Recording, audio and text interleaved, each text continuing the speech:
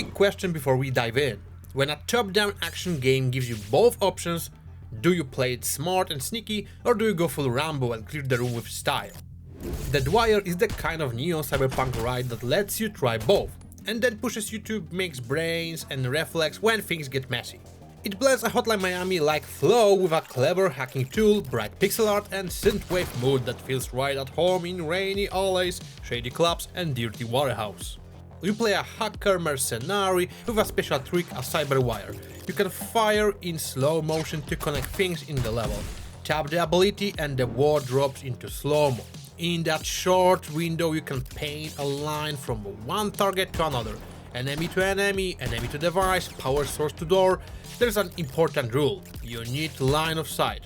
If a wall blocks your view, you will have to move during the same slow-mo window pick around the corner and complete the link before time snaps back.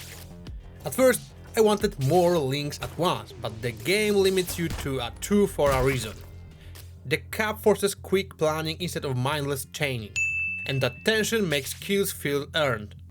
It also drives small puzzles. Maybe a locked door only opens if you wire it to a guard and then drop him, sending a pulse through the circuit. Miss the setup and you will have to rethink your road or restart from the latest checkpoint. That restart is fast, press a button and you are back. The story is light but fun. You team up with another hacker, Noodle, and take jobs that look simple until the layers peel back.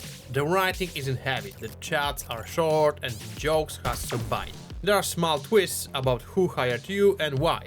And while it won't change your life, it kept me curious.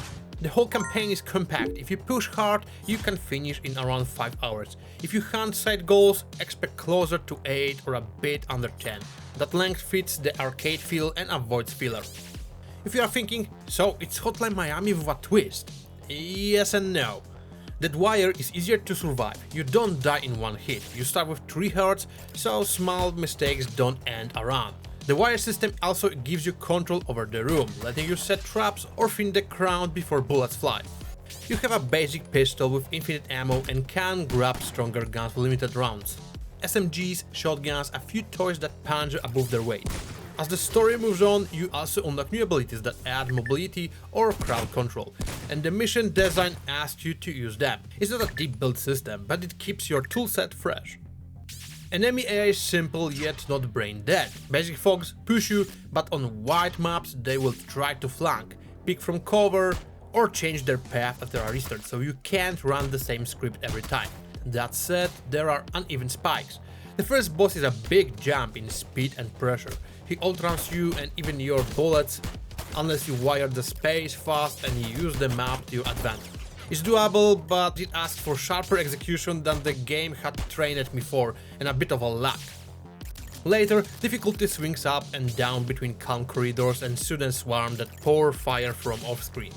I get the idea, give you a briefer, then hit hard, but the contrast can feel jarring.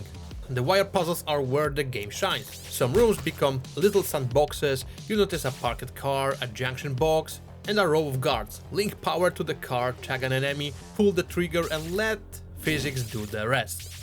There is an even mission that leans into the toy box vibe and cheekily calls itself GTA, with a lot of vehicles to nudge into motion. When you approach stages like this, observing patrol roads, watching side cones and staging a chain reaction, DeadWire feels clever and fast at the same time. Other rooms are more straightforward. Wire 2 enemies together so one bullet drops both, then clean up the rest. Optional challenges ask you to replay stages with extra goals, and some of them are tougher than they look, but none felt unfair. Stat and senses are the weakest link. The fiction says these gangsters are half fried by implants, so their hearing and vision are poor. In practice, that sometimes looks odd. A guard can stroll back into a room full of blood and bodies and not react at all, or stand close to a loud fight behind a thin wall and ignore it because a sound ring didn't touch his core. I understand why it's tuned this way. You don't want the whole floor growing from one noise, but the lack of reaction can break the mood. When the AI does flank you or surprise you, it's great. I just wish that awareness was more consistent.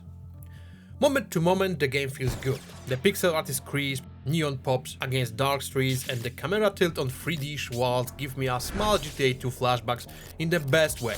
Rain streaks, screen shake and bright muzzle flashes sell impact without making the field unreadable. The soundtrack sits in that synthwave lane, pulsing bass, airy pads, and keeps the pace while you are lining shots of snapping wires in slow-mo.